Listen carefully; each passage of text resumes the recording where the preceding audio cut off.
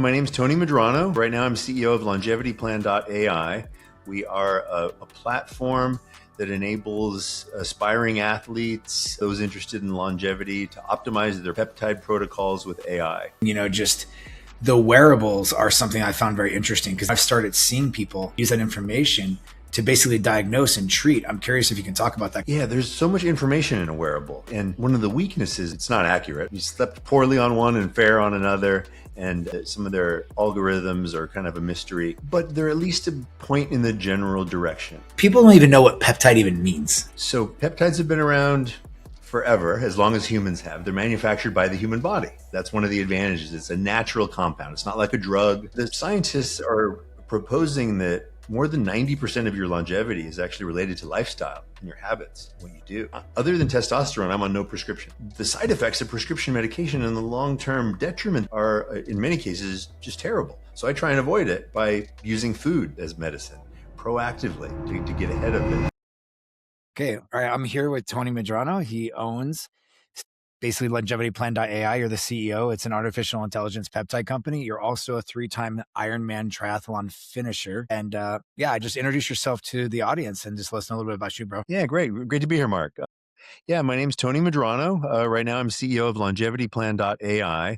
We are a platform that enables aspiring athletes, those interested in longevity, to optimize their peptide protocols with AI. We also sell peptides, give health coaching, fitness coaching, longevity advice. But our primary claim to fame is we have a platform that has created a digital twin of athletes. And what that is a personalized data lake that combines all of one's wearable data, lab reports, genetic tests, and peptide protocols. And with that information, we can help the individual understand what peptides will work best for them, why, and help them get the most out of their peptide therapy. I love that, man. I was thinking, just the wearables are something I found very interesting because they give us information. And right now that's all they've been. But now I've started seeing people start to use them and use that information to basically diagnose and treat. I'm curious if you can talk about that because that's huge for me because I wear an Oura Ring all the time. I'm like, well, what do I do with this information? Yeah, there's so much information in a wearable, right? And one of the weaknesses is it's not accurate, right? I'm wearing 2 wearables right now, testing Fitbit Air versus Whoop to see the differences. And they give you different readings. You slept poorly on one and fair on another, and some of their algorithms are kind of a mystery, but they're at least a point in the general direction. We view the world as starting with a genetic test. With a genetic test, you can understand what kind of medications, treatments, supplements, peptides will work better for you and which ones won't. So you can save some money, first. Then a lab report being, second best. It gives you a really good snapshot in time of your blood work, what's working, what's not, whether you're high in inflammation, low in red blood cell count, a lot of factors. And then the wearable information colors that in with a little bit of your day to day. It's not perfect. I know my VO2 max is wrong, and I just finished a 3.5-hour workout this morning. It didn't even register on my wearables because it was on a stationary bike, and my heart rate for doing cardio is about the same as my resting heart rate. It stays pretty constant because I'm training for 16-hour races, right? So I do immense volume of what would be called zone 2 cardio. And if I'm not moving, meaning like running or cycling actively, it doesn't catch the movement because my heart rate stays the same. So imperfect data in a wearable, but it's still there. So you can still tell what's your recovery score, what's your resting heart rate, things like that, roughly how much you slept. And that gives the individual a better picture of their health. Now all that together is a great use case for AI. It's too much data for any practitioner or health coach to understand.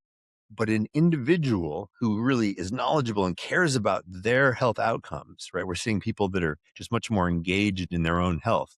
So they're hacking using all of these biomarkers, metrics, and methodologies. So our digital twin platform helps them do that in a fun way where they create a digital version of themselves and their own unique health and fitness goals and model that out so they can experiment basically for free before going out and buying certain peptides, trying certain protocols, and see what it would be like on them. Love that model because I think that there's so many issues that we all have that are unique to ourselves, right? And you're saying, well, Yeah. how do I pinpoint that unique issue? And so I have a question for you because this is your area of expertise. Is you got a lot of controversy around peptides right now. They said there's a lot of issues with manufacturing and purity, but also just in general capacity. Do they actually work, right? And so I'm curious because what I've seen is just a plethora. It's like, oh, this is for gut, this is for injury, this, and it's like, wow, there's a lot of peptides and they can pinpoint. But I'm curious, how much of that have you seen or the scientists around what they can actually pinpoint, you know? Yeah, it's a great question. So I publish 2 to 3, 20-page, 30-footnote scientific journal quality articles per week on different areas of peptides in health and fitness. Yeah, I love, science, degrees Harvard, Stanford, all that stuff, but I'm an athlete, so I'm looking for the practical parts of clinical studies and scientific journals, stuff that I can really execute on, not just, ivory tower academic literature. And the peptides are mixed. Let's just say half of them are FDA approved and have clinical studies, things like tesamorelin, the GLP-1s, really rich clinical data. The other half have anecdata. They've been prescribed by doctors, they've been used for decades. Peptides have been around since insulin in 1922, right? So we've got 100-year of peptides, and many of them have been used by millions of people, and it's just growing every day, but the clinical data is lacking on some. That doesn't mean there's no data out there, and people have to make sure to understand the difference. There's a lot of data in the fitness community for some. I'm in the mental health community for others. There's a lot of Russian peptides that came from Russian research that are been validated over there with their clinical studies, but not ours, right? So different kinds of data. Personally, I have tried, we've got about 50 peptides we offer on our site. I thought it was my responsibility to try every single one of those and dive into every peptide that we offer to see its results. And I put it in, maybe it's a 50-50. I started with BPC 157 to heal a knee injury. I tore my meniscus 30 years ago in the military. It wasn't a bad tear, but it was a nagging injury that inflamed after my long triathlon workouts. 2 weeks, healed it right up. That injury no longer wears on me at all. I don't even notice it. It's amazing. And as a runner, doing a 20-mile run, walking downstairs afterwards, I had a limp, right? I can still make it through the race, but not perfectly. And I'm 55 years old, so I'm just getting older with more injuries. So for me, BPC 157 and TB 500, the repair peptides or the Wolverine stack, worked tremendously, and I didn't have any side effects. On the GLP-1 side, I lost 40 pounds. I tried peptides there, lost 40 pounds, and I'm back now I'm back to my military weight 30 years ago and ready for my next Ironman that I'm training for. I've been able to hit 4-hour workouts day after day, recovery, and because of the recovery attributes of peptides and because of my training. I'm obviously eating a lot of protein, more than a gram of protein per pound of body weight, serious about recovery and my workouts. But some of the other peptides that are a little harder to judge, right? Like I'm a big fan of mitochondria and all, making power naturally in the body like it does. I think I could feel how MOTS-C made a difference in me, in my energy before workouts, just like it purported to do. SS31 for repairing the cellular membrane, however, it was really hard to measure. Like, how do I know if that worked for me? It is FDA approved, so it did have clinical research done on it. So I trust that that was done correctly. Some other ones like epitalon for lengthening my telomeres, increasing my longevity, and also helping with sleep. It didn't help with my sleep. The science on it and the mechanisms for telomere lengthening are pretty solid. I trust the research, but I don't know. Who knows? Am I going to live longer? Well, we'll see, and I don't know if it's because of that. It's almost impossible to judge. So I feel like there's a class of peptides where it will be very difficult for the individual to know unless there are deep clinical studies that can be done, because they're things that are impossible to feel.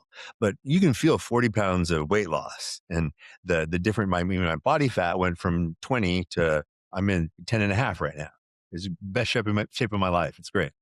You rock, bro. That's awesome. 10 and a half. It's so Yeah, good. it's So great. I good. mean, I'm seeing like the bicep muscles that I've never saw before. Yeah, Actually, I two do. of When them. they say the little tiny, yeah, I love it. Yeah, yeah, that's so rare. I have some selfish questions for you, and I'm sure the audience would like to know as well. Is two things. One is this is more for the audience, but people don't even know what peptide even means. And it's a very Yeah, simple explanation. So can you explain that? And then one other thing too is site injection really that much different? And if so, what's the percentage of something like site injecting great, BPC ATB into your knee versus saying, I'm just gonna throw it in my stomach, you know? great questions. So the first one, what is a peptide? So peptides have been around forever, as long as humans have. They're manufactured by the human body. That's one of the advantages. It's a natural compound. It's not like a drug. It's not like a steroid that's, injected that overrides the system and injects an exogenous compound in you that your body's not used to. So there's inherently sort of theoretically less risky, right? That's a big advantage. Peptides are made of amino acids. An amino acid is, if you remember from high school biology, the building blocks of protein. So I like to think of an amino acid as a Lego. A peptide is like a Lego house, and the protein is like a Lego aircraft carrier or a Lego city. It's something big, but it's just a bunch of amino acids. It's a medium sized bunch of amino acids. A big one is a protein, and it's usually between 2 and I believe 50 amino acids is classified as a peptide. So it's just a classification of something that you have in your human body. Scientists have identified about 7,000 peptides. There's about 150 of them on the market, for various things. About 50 of them are really popular and are kind of mainstream. People are talking about the BPC 157s, the tirzepatide, the tesamorelin, etc. And they all have those wacky names because they were mostly found and isolated by scientists at university labs. And they named them after something unique to their labs. There's no like formal peptide governing research body that names them peptide 1, 2, 3, 4. Right. They get For cutesy now. names, for now, right? I mean, when big pharma does a clinical study and they patent the peptide and they own it, then they come up with a name like Wegovy or Ozempic, and we hear of peptides there with their marketing name, but that's really just semaglutide. Gotcha. Yeah, I just it's interesting because basically like people don't realize like HGH is a peptide, pretty much, Yeah, if I'm correct on saying that, right? IGF-1, like all these things, and it's just a formulation. yeah, So I like for people to understand what they're talking about. For that selfish question, is site injection really matter? yeah. So the research that I've seen, and I think I'm taking this directly from a Andrew Huberman conversation on Huberman Labs, right? The Stanford professor who talks about One of my peptides my favorite podcasts. quite a bit. Yeah, the best. And he goes to 2 or 3 hour deep dives about it. Site injection could be a little better for things like BPC 157. So most peptides are designed for subcutaneous injection. And they're not that most peptides, and they're not that effective orally because they're delicate, small, molecules, and your stomach juices will destroy the peptide and therefore, ruin or greatly decrease its bioavailability. Some peptides, like BPC 157, which are actually derived from stomach gastric juices, hold up in the stomach because that's where they were designed and that's where they were made. There have been some tweaks on some peptides where they can increase their bioavailability taken orally. Sloop 332 is one of those, often taken orally. 5-amino 1-MQ, can be taken orally. Some of the small molecules, which are grouped into peptides for our conversation, but things like NAD and 5-amino 1-MQ, not technically peptides. I think they're a couple extra amino acids, but we'll just keep it normal and simple here.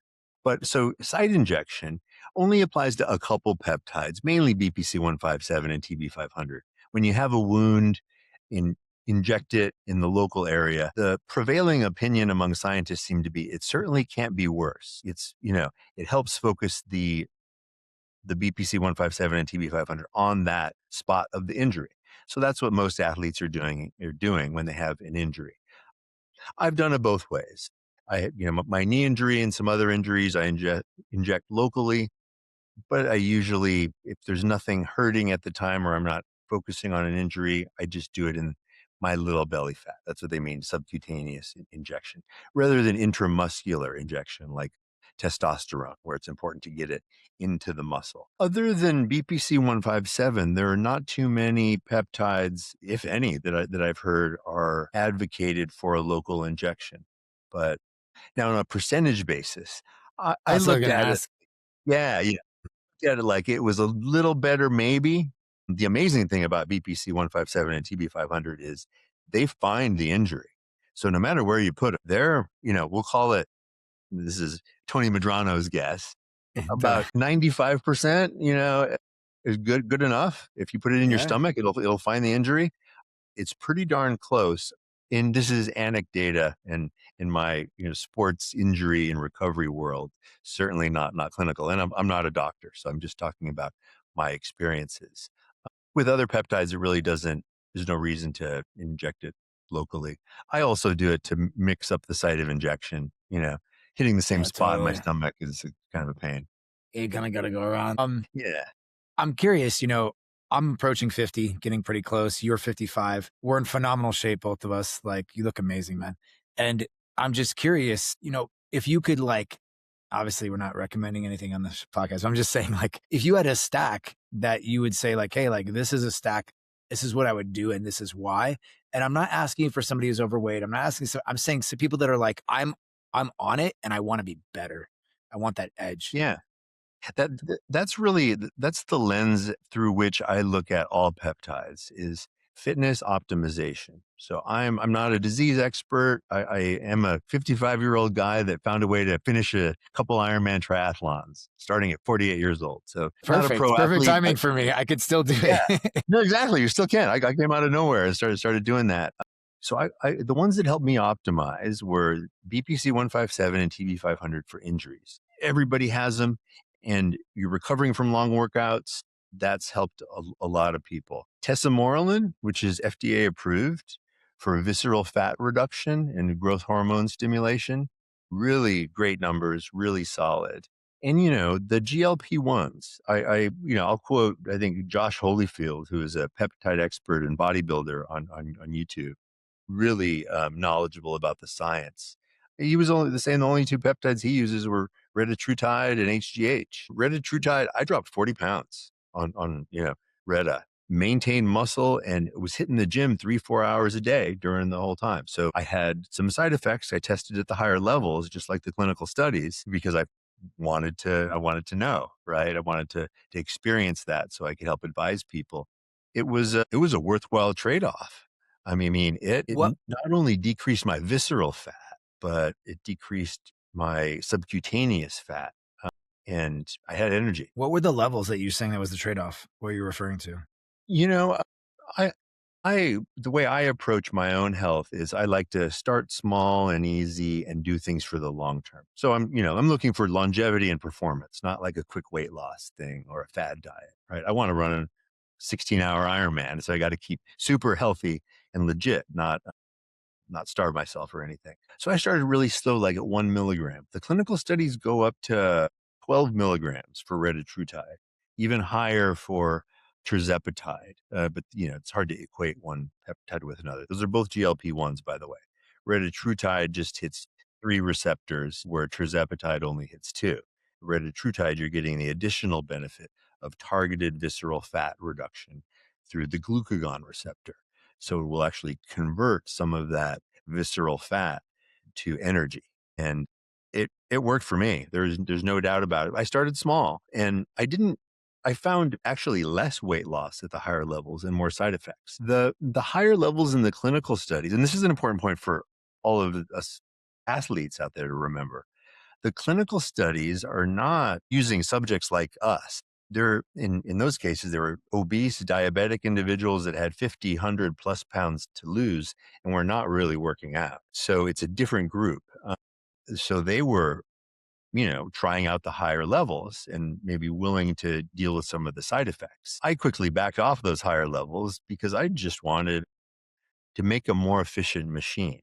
I didn't need to lose dozens of pounds. I mean, I'm back to my military service weight 30 years ago. I'm, you know, 20 pounds below my Ironman race weight, which is usually 200 pounds. I'm 180 now, but best shape of my life. I don't need to lose any more weight. I wouldn't mind, body composition changes though, because I could always get body fat percentage down another 2%, take that 4 pounds and put it into muscle. I mean, Yeah, that's better for longevity. That's better for my metabolic rate, everything, strength. totally. Yeah, I'm curious. You just said something. Is the tesamorelin and the retatrutide? What's the difference between those two? Because they kind of have similarities, no? In a way, they're targeting often the same thing, which would be visceral fat is their benefit, but they do it in two totally different ways. The tesamorelin is a growth hormone stimulator. So what it does is it tells your endocrine system to produce more growth hormone. And growth hormone, whether you exogenously, inject it as its finished product, or whether you use a peptide to encourage your body to make more of it. There's, a number of peptides that do that.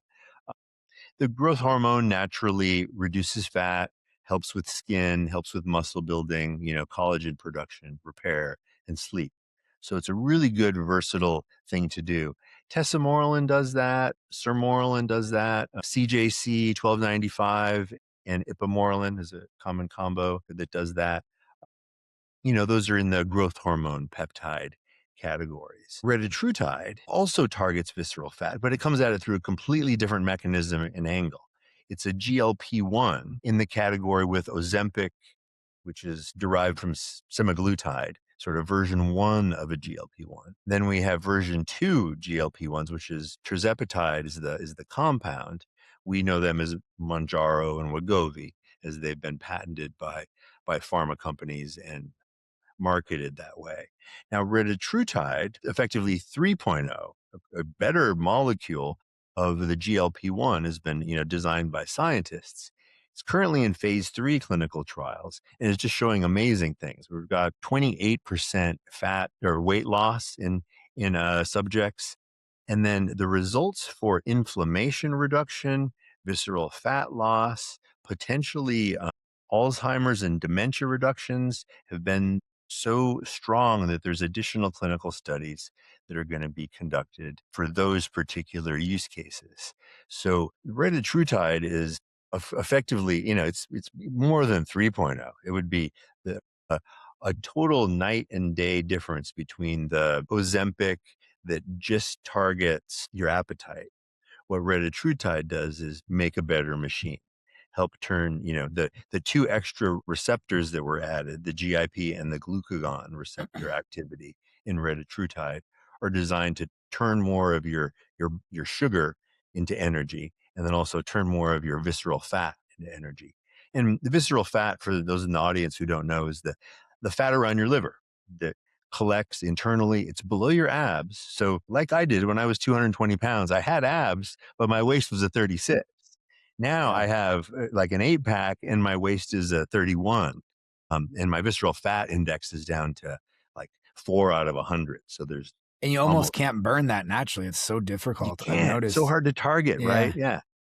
So the retatrutide is probably far superior in weight loss than tesamorelin. Would you say it's definitely like another level? The clinical study results showed significantly more. Yes. Yeah. So I have two questions for you: length of time in general, whether it be BPC, retatrutide, of usage, and then are there any real side effects that people are worrying about today or that are happening? The biggest side effects, let me talk about the side effects first. The biggest side effects are usually because of lack of protein intake and then lack of exercise. So people complain about muscle loss, and we'll talk about Ozempic first. We all have seen the Ozempic face on some of the celebrities out there. That's because they didn't eat enough protein and didn't do resistance training. Those are two Gotcha. critically important things on any GLP-1. Is you have to signal to your muscles that the body wants to keep you. They're being used for something. So hey, Ozempic, please don't take away my muscles. You got to hit the gym in order to do that. There's no another way. And those are And yeah, big fat losses too, right? We're looking at these celebrities like they're, it's not like me and you trying to get a little more ripped. These are people losing yeah, 40, 50, 60, 100 pounds. And you're like, well, of course you're going to. exactly. You're going to take away some muscle when you do that. And the only way to keep the percentages up is, you know, by that signaling, by the protein, 1 gram of body weight, 1 gram of protein per pound of body weight is 100%. on the high side. But why not? I mean, how hard is it to gun down some protein powder just to preserve some muscle? That's a lot easier than going to the gym for months to try and get 1 pound of muscle. So It's amazing how many people don't eat their protein. When I would train people, especially yeah, women, I'm like, listen, you've got to eat. Well, I don't want to eat more. I'm like, if you eat more, you'll lose more weight. No way, impossible. I'm like, trust me, you know? And it's just, exactly. and people don't realize with protein, it's not like a carb or a fat. It won't store it. It'll just flush through your body. Yeah, So yeah, yeah. yeah, yeah, Exactly. You lose more and it's not hard. I mean, I can, on the GLP-1s, people lose their appetite. So protein powder becomes your best friend for just maintaining that. And it's kind of like a dessert too. It's a treat. It's easy. yeah. It's not hard work. Sometimes, gunning down a Cookies and cream protein powder.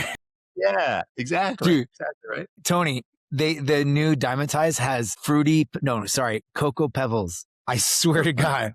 I was like, I saw the Flintstone. I'm like, no way. And I tried it. It was really good. That's funny. Yeah, I don't have much of a sweet tooth. So for me, even like the regular vanilla protein powder is plenty. That's a dessert. I love it. Yeah, And then totally. resistance training, I mean, I focus most of my training on cardio because I am doing the triathlons. It's a long race, but I love lifting weights. I can, a half hour, 3 times a week. Oh, come on. That's fun. That's relaxing.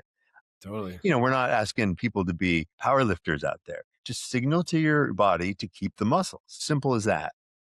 But then so your side effect question too, on the higher doses at some of these, hereditary specifically, there's some skin tingling that comes along with it. There's a loss of sex drive that comes along with it at the higher doses. When your skin's tingling, you don't feel like you want to have sex either. So that's, I experienced all those and backed off the higher doses. I just wanted to experience them. And yeah, they were real, but I didn't lose any more weight up there. I lost less. I lost the most weight when I was at the 2 to 4 milligrams per week And when dosage. you were at that 2 to 4 milligrams, did you see those effects of skin tilling or sex issues or not No, really? not at And you all, got and you not at got all. all the good results. Exactly. I got even better results, and I think common recommendations are 3 month cycles. The clinical trials are going a lot longer. They're having people on for up to like 72 weeks in some of. I recommend, and I think most people do, folks cycling after 3 months and get in the habit of a quarterly cycle. Is that the same you would say for BPC or TB, or that's a little shorter, like 6 weeks to 8 weeks, I've heard? Yeah, some of the ones, every peptide is different. And if you look at the mechanism and with things like BPC and TB500, it's unique in that they haven't identified the receptors that it acts on. Same with GHK, CU, the copper peptide for beauty, collagen, skin and wound repair. They work so broadly that the argument is among the scientists that they might not have to be cycled as much. So you could, or should I say, one theoretically could stay on those longer without beating down the receptors, getting sort of receptor wear and desensitivity that is common with other peptides. With the GH secretagogue peptides, you want to make sure and cycle off of them because your receptors will get tired of being told to excrete more growth hormone, right? So that's the main reason is you're sending a message to your body, but you can't just keep shouting louder and louder. It'll get less sensitive. But with BPC, there's two ways to do it. Oftentimes you're taking it for an injury. So why not just treat that injury 3, 4 weeks, however long it gets better. Now you cycle off of it. And you can certainly change your dose there, usually without any problems. But yeah, you not necessarily needing to cycle off for receptor wear and sensitivity. Gotcha. Yeah. Yeah, it's interesting to see like the cycles, the length, the side effects, how it works. I grew up in an era where, the 80s where it was like, if you even touched anything, it's like, oh my God, you're a cheater and there's this and that. And I have a good buddy of mine who was an absolute maniac in the gym. He squatted 787 and he could pause 5 on his chest. And he was actually my martial arts instructor for years. And he used to say better living through chemistry. And it always rung tight with me. And maybe that was a little bit of a young, kind of crazy, wild man at the time. He was a halfback in Nebraska. And long story short, I realized you know, we are literally hybrid humans and we are constantly just making ourselves better, whether that's through just regular psychology and talk therapy, Yeah. psychedelics, lifting weights. I mean, you look at the human body with zero additions of like peptides and that the way we've manufactured our capacity to train is unbelievable just from the training. And people don't understand Absolutely. food is medicine. They don't Yeah, realize food is legit exactly. medicine. And the way we've manufactured our food and how we eat and learned. And I think people don't realize the goal is to just obviously continue to grow and be better, to live longer, stay healthier. I mean, that's what you're all about, longevity, right? I mean, I Yeah, can't imagine you and I not living to 100. And I think people back in the day would be like, that's really weird. And there's a girl, exactly. I live down in Colombia, and there was a girl this year, or a woman, I should say. She's 123, man, and it's all documented and verified. It's just That's mind blowing amazing. to me. Good Yeah. for her. Yeah. Yeah, It'd I be mean, interesting to see. I absolutely see that as, in my future, just because of the way I live, not because I'm really trying to live that long, but just because that's how it probably will work out. I mean, Oh, the scientists are proposing that more than 90% of your longevity is actually related to lifestyle and your habits, what you do. And and certainly choosing what kind of medicine you take. I mean, other than testosterone, I'm on no prescriptions. I don't take any prescription medication. The side effects of prescription medication and the long-term detriment that it does, the chain effect that it gets you on are, in many cases, just terrible. So I try and avoid it by using food as medicine proactively to get ahead of it. And and people are doing that all over. It's refreshing to see people engaging in their health, really caring about the ingredients that go in their food, and being happier and more energetic because of it. I hope everybody gets the message of how easy it is and how inexpensive it can be too. Because you know, chicken and broccoli and other, fun vegetables and fun meats are actually a lot cheaper than eating a box of empty calories with a lot of artificial flavors on top. yeah, for sure. It's it's interesting how our bodies are craving what we're just not naturally been given, and I think it's just been manufacturing from food sources and things like that. I don't want to dive in that too much, though. I do have a quick question for you. I'm being selfish again. Yeah. This is an actual question. I'm not being a jerk. Why do these peptides that are stimulating growth hormone, and why not just take HGH? I'm just curious. Yeah. I mean, that's a decent argument for sure. Some people, well, one of the things people in general like about peptides is they are signaling mechanisms. They're messengers that tell the body to make more of something that it does. I could see So, that. so for some purists, and I consider myself a lot in that camp, it feels more natural. It is more natural than injecting testosterone, which overrides your body system. And the difference between testosterone and HGH, testosterone will override your ability to make testosterone. So oftentimes you'll have to either take some other peptides, HCG is one of them. I think gonorrhea is another one that you can take to maintain fertility. And Clomid. with Clomid, yeah, exactly, and clomiphene, some other things. I'm 55, not worried about having kids at this point, and so not worried about that. But with HGH, it actually your endocrine system doesn't work that way. So you rebound, and your body will make more HGH as soon as you stop injecting exogenous HGH. In fact, it goes on while you're doing it. So your argument's pretty solid of why not, Yeah. just use HGH. I was just curious, but it is always nice to stimulate the body on its natural production. Yeah, yeah.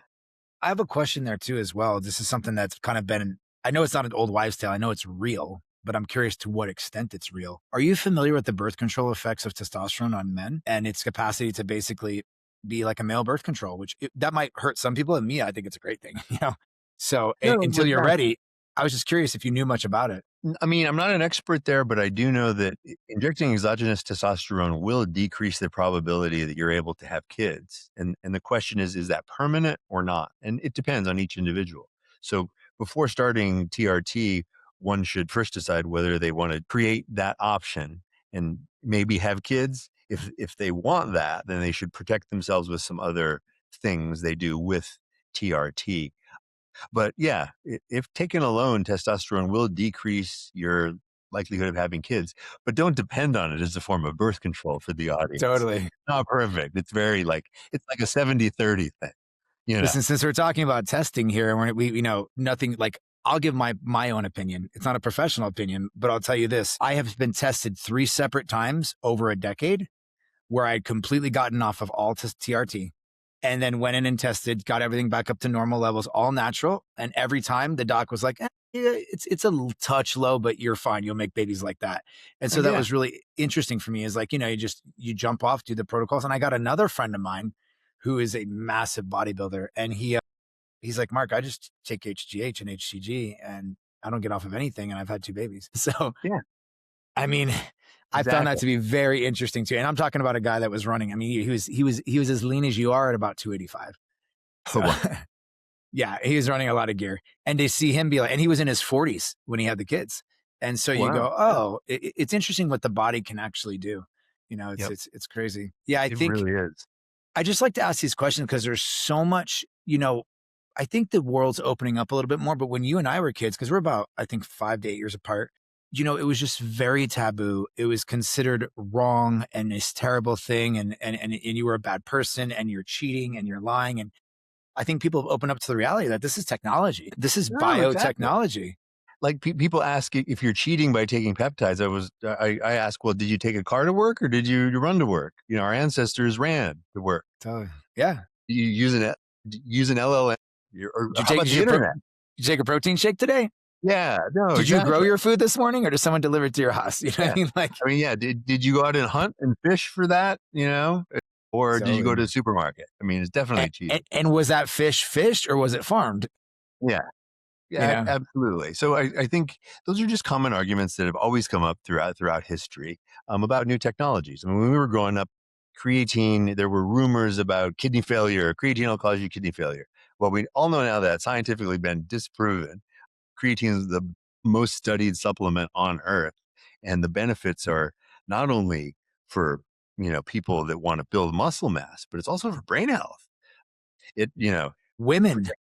Yes, no, exactly, women are exactly. like, take as much creatine as you. There was a lady on, I think, Chris Williamson or Huberman's podcast, and she was like, you should be doing 15 grams a day. I was like, wow, Yeah, like that's a yeah, lot. it And is. you realize that it's so beautiful for the brain. I mean, maybe you can even just touch on what you know if you want, because I think the audience would love to hear that. Because I think we all want to Yeah, be sharper and smarter as we get older. exactly. No, the creatine has been shown in men and women to not only help build a little bit of muscle, so it won't make, Aunt Edna into Arnold Schwarzenegger or anything, but it will help maintain a little bit of muscle, which everybody needs, including women, especially older men and women as we age.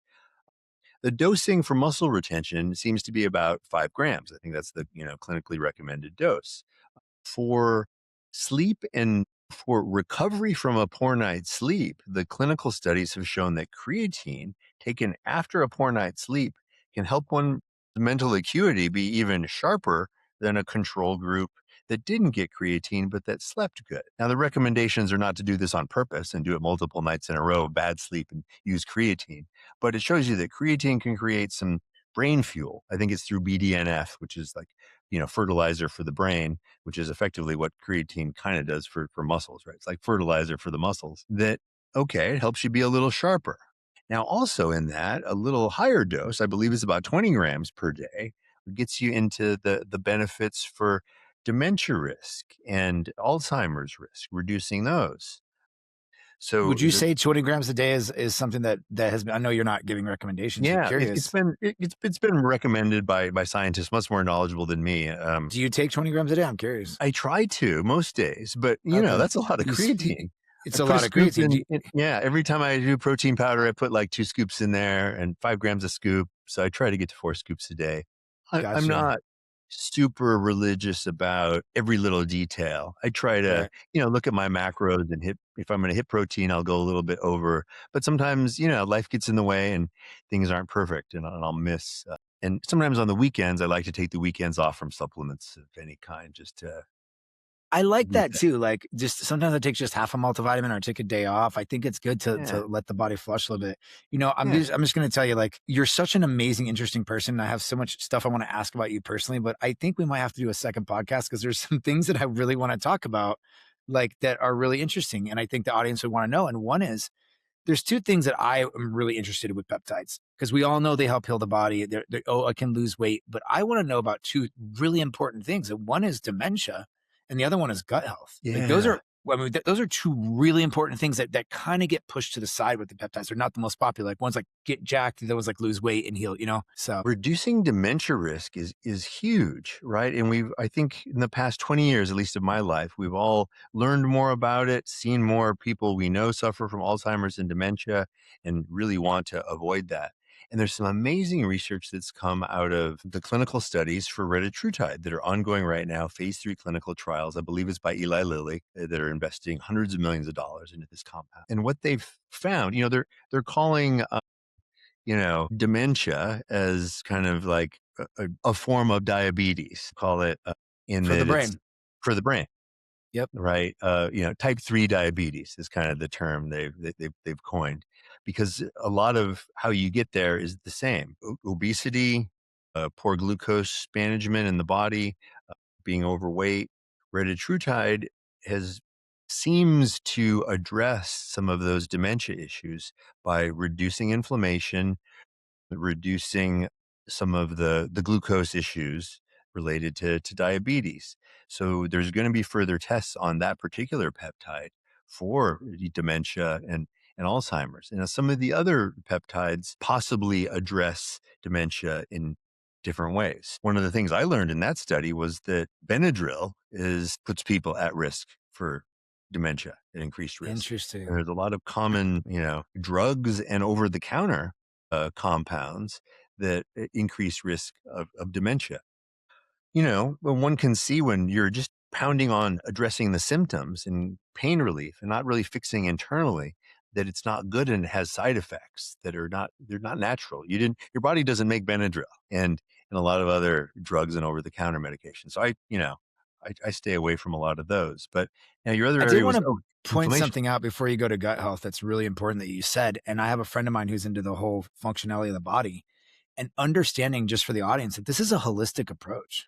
Yeah. Like like we're looking at like one thing, like, oh, I just want to be really strong. Okay, hammer your legs with squats. Cool. But like, what about your hip hinge? What about your glute activation? What about, and you start to hurt your body because you're looking at one little tiny piece.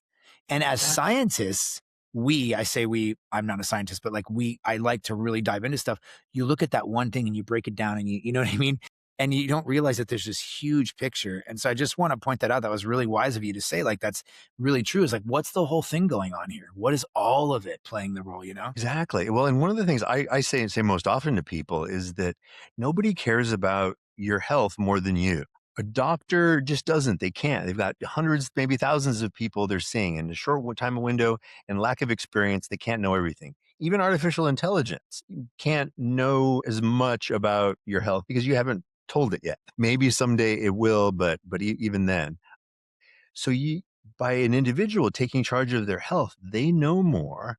And if they incorporate that with knowledge from trusted advisors that are medical practitioners, now the individual becomes really powerful because they know more about their health and their goals, and they can achieve them in a holistic way. Because the individual is looking for holistic health. They're not looking just to solve one little thing like a prescription molecule is. But that's how science works, right? Different than an individual. So I can see where there's the disconnect. But some of these things like creatine, perfect example. Who knew? Helps muscles, helps brain, helps for sleep. Like, wow. Same with retatrutide. Helps with inflammation, helps with 3 different receptors: visceral fat and appetite control, blood sugar, and now brain too. So a lot of these peptides have great benefits that are not all singular. And some of them, frankly, have mechanisms that are neat and science that maybe make sense, and it makes sense in rats, and it's proven, but it just not seem to be working in humans. Just doesn't So they could transfer be over, like a right? dud. Yeah, yeah. It could purport itself to be, healthy for the brain, but who knows really? How do you measure it? Is is there anything out there for gut health, or are these more like you're saying, they're kind of a Yeah. byproduct of, hey, this is for so and so, but by the way, it's really good for your gut health and your inflammation. So the most popular peptides for gut health are BP157 and TB500, and then KP. And I'll talk about BPC157 first, because that is derived from human gastric juices. And the origin story goes back more than 100 years. It's really interesting. So one of the first people to experiment with gastric juice was Pavlov. Dr. Pavlov from Pavlov's dogs. So the dogs Totally. would salivate when a light was turned on, because that was a signal that they were going to get fed. So he measured their salivation. Well, that was in relation to his gut health on dogs studies. And he actually would get gastric juices from dogs and sell them as a potion back in the day when Yeah. you know, sort of like non-approved scientific, my scientific. Non-FDA. Yeah, exactly, exactly. But apparently he was on the right track. He certainly knew his science, and I don't know if he made any money selling that, but maybe that kicked the ball, down the right path. A little bit later in the battlefield, in a few of our earlier wars, field medics experimented with putting severed fingers into a corpse's guts to transport those fingers back to the medical tent so they could be sewn back on the individuals. So there was some Interesting. learning taking place early, and you get a lot of human innovation that occurs in military or battlefield situations because there's high volume of bad Totally. things happening, especially on the medical side. And so Triage is another. they were preserving the fingers inside of the cadaver of the Yes, just interesting. long enough to get them back to the surgeon because the surgeon could put them back together, That's and that's you know insane. right? Yeah, exactly. They figured out enough that it didn't hurt, and I think at that point, when your fingers are blown off and you want to get them sewn on, you're willing to experiment a Yeah. little bit, and There's a there's lot of obviously a lot of. experimenting going on right now, they say, in Palestine and Ukraine, because there's opportunities, because there's just, unfortunately, a lot of, carnage, and it's opportunities to work on things. You don't get that opportunity all the time, thank God, No, but it's exactly. The military field surgeons see more volume of just totally. catastrophic accidents than anybody could imagine. I can't even imagine. Speaking of all these things and these progressions in technology and science, I just want to kind of turn this conversation a little bit as we close up to the future. So I read something like a decade ago, and I want your thoughts on it. It's basically like how we have wearables. They would be able to shoot little baby like wearable microchips into the bloodstream that would constantly feedback loop to a computer. And do you see something like that in the future where we'd have like real time, like inside of our body chips or computers where it's like it's constantly reading and feeding back and saying that I think that would be very likely, don't you? Yeah, well, I think it's very likely. I got an email yesterday. I haven't yet responded, but about somebody who wanted to do that for triathletes to help detect whether they were going to drown in a race or not. Because there have been some tragic deaths of even triathletes that have drowned during races. Well, in fact, my first triathlon, somebody drowned there. And taking that aside, I don't know if that was going to work in that use case that he was, pitching, but the technology is surely going in that direction. Sure. Wearables are only getting more knowledgeable, smaller, more accurate, and to put one with a form factor that you don't have to wear on your wrist, that doesn't slip off, that the batteries don't die, all those things. I think the interesting question for me, because I don't get to talk about this stuff enough, is does one really want a wearable inside of them? Some people do, because some people are really obsessed with getting the most out of data. I like to be free sometimes from monitoring and tracking and run Do on you the think beach with no tracker. I don't know if here's my take on that. I think you and I are old enough to have that, but I think you go one generation, 2, 3 generations, it will just be so normal that Yeah, it'll just be how we operate. I think things will be connected that way. And I think that, yes, there are all kinds of conspiracy theories we can go to. There's also just simply, it's more efficient. It works. It's yeah, technology. It grows. I have a buddy of mine. I kind of wanted to share. I can't talk too much about it, but they're working on a project that's already been approved, and it's awesome. And they're basically they will clone your DNA, and they will create an organ for you, and they will grow it inside of a pig, and then harvest it from the pig and put it in your body. So now there will be no more of these like this waiting on lists and things like that. And I can't give too much information around it because it's a private thing happening right now. But like that's pretty amazing, the technology we're moving into. You know, that's amazing. And it's just accelerating. I mean, we're talking exponential growth in that. so So over the well, coming decades, that'll be done. Yeah, and AI's capacity to crunch, for lack of better words, large amounts of basically information that we just couldn't do before because we didn't have the capacity to do that. exactly. It can make that safer and more accurate on the Totally. first try than before, where they were experimenting. Where Pavlov was experimenting with his dog's gastric juice. Right? That's a little messy. Yeah, it'll be interesting. I mean, I always say I'm doubling down on humanity in a world of AI, but I'm also very bullish on hybrid humans. Like, you got to be honest with you, man. I mean, like, if I can have titanium shoulders and hips, and I can live to be 150 years old, and I can feel good doing it, I think it's Yeah. amazing. And I got very lucky because I had a father.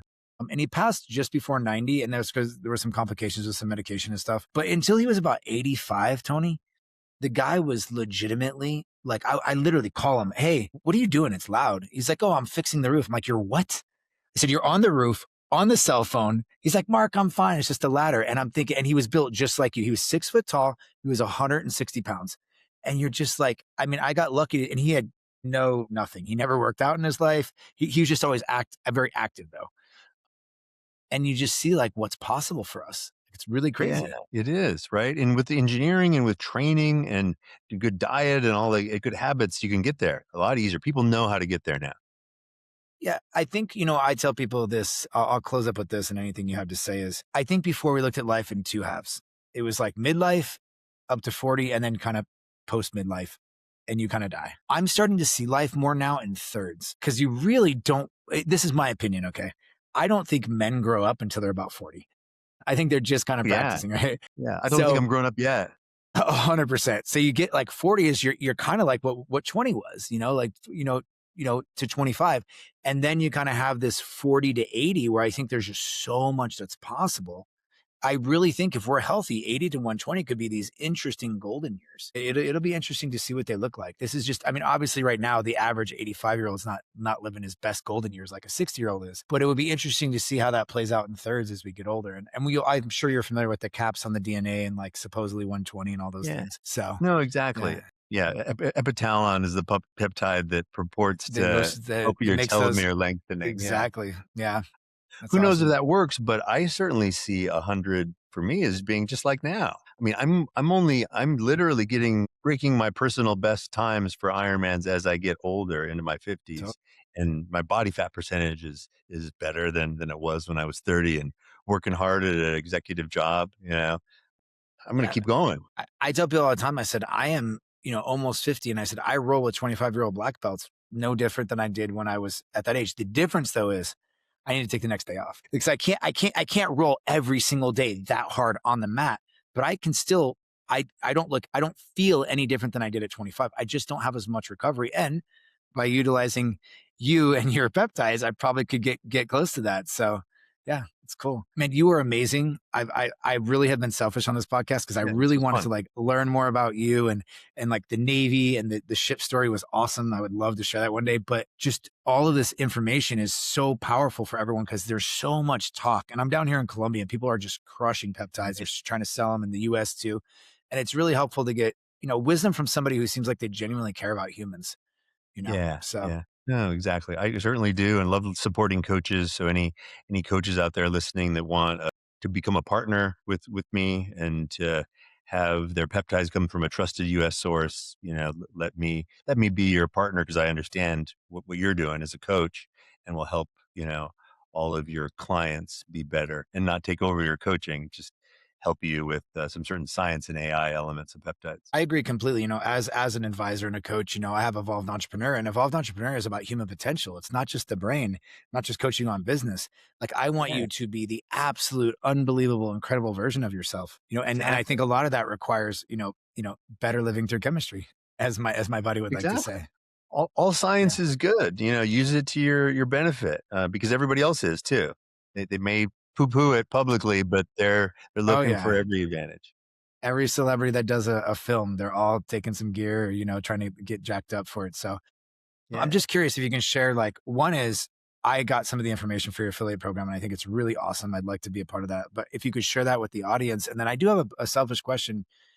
Are you solely operating inside of the US? Yes, we're solely operating inside of the US, and our affiliate program for coaches and other, folks out there that may have clients that want peptides, they can partner with us and they'll earn 20 per you'll earn as a coach, 20% for life of the client on all peptide sales, on all artificial intelligence platform sales as we grow. So recurring revenue through peptides from a US-based supplier and myself and my organization with 8 medical advisors and deep scientific background. I love that. Yeah, there's a lot of stuff running around that's not exactly, I think, top tier. Yeah, yeah. A lot of So people who don't yeah, care, just putting up a shingle and, that's different from the guy at the gym that might have 100 something in his in his bag of in his bile. van Yeah, exactly. It's so shady. is so shady. But Well, brother, I really appreciate you. It's been an honor to have you. Thank you for being on the show, man. And I'll get all that information in the show notes so people are interested. And we'll see so we Great. can push as much business to you as possible because I just love what you're doing, man. Well, no, thanks a lot, Mark. And I'd love to come back on again and talk more. Talking to you is just, it's a pleasure. So thank I you. love it. I'd love to have you. Thanks, man.